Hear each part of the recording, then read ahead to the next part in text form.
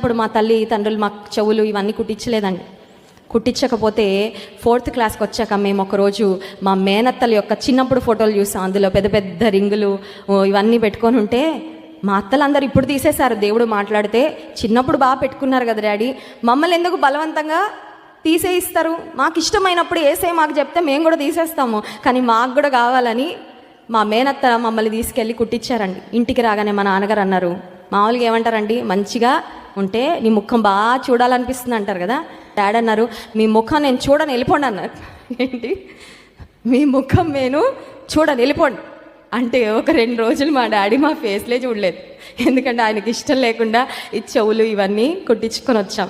ఈ లోకంలో ఉన్నవారికి దేవుల్లో ఉన్నవారికి చాలా తేడా. లోకంలో ఉన్న వాళ్ళు నువ్వు తీసేస్తే నీ ముఖం చూడలేని అంటారేమో, కానీ దేవుల్లో ఉన్న వాళ్ళకి ఇది కాదు అసలు అలంకరణ. ఆత్మ సంబంధమైన అలంకరణే నిజమైన అలంకరణ.